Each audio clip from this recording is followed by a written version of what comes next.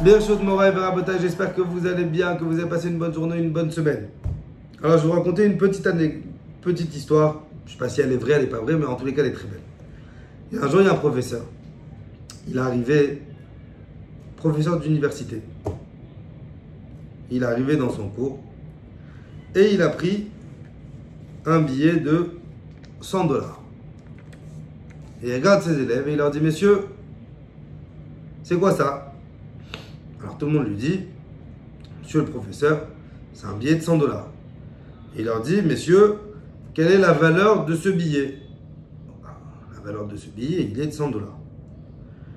Et le prof lui dit: et si maintenant je prends ce billet et je le froisse et je le mets en boule, est-ce qu'il a toujours de la valeur? Est-ce que vous le voudriez toujours? Les élèves disent: bien sûr, tu le défroisses, tu le déplies, ça reste 100 $. C'est 100 $, c'est 100 $. Et il a dit: si je prends ce billet, je le mets en boule, je le mets sous ma chaussure, je l'écrase, je l'écrase, vous le voudriez ou pas? Bah évidemment qu'on le veut, ça reste un billet.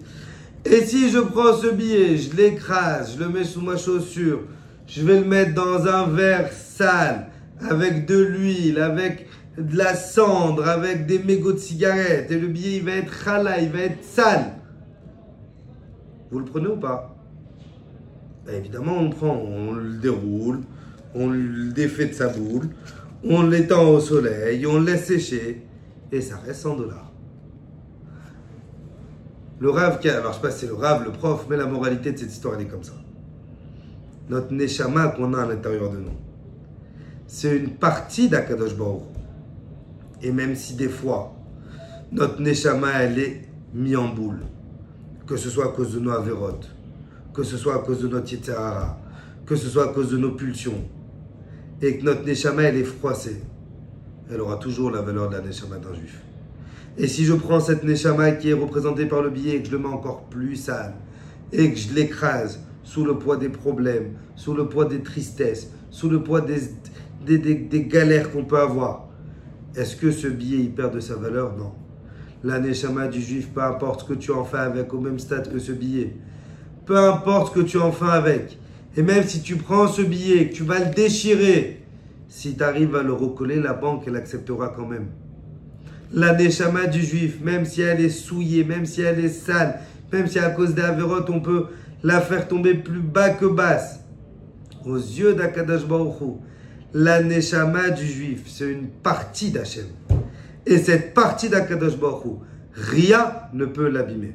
Combien est-ce qu'on doit avoir confiance en notre Neshama?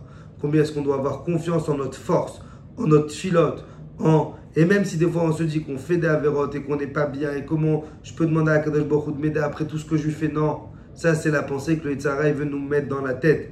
À nous, Bezrat Hashem, de redéfaire la boule de ce billet et de le mettre au soleil, de l'étendre bien correctement et de faire montrer à Akadosh Baruch Hu que peu importe nos Averot, on a toujours cette Neshama Gdosha illuminante, brillante en nous et qui peut faire déplacer des montagnes entières. Je vous souhaite, Bezrat Hashem, une excellente journée, une excellente semaine, et qu'Akadosh Baruch Hu nous donne la force de pouvoir croire, avant de croire en Akadosh Baruch Hu, de pouvoir croire en mon propre pouvoir que ma Neshama est là, que ma Neshama, elle peut réussir à tout surmonter, Bezrat Hashem. Une excellente journée, une excellente semaine et des bonnes nouvelles.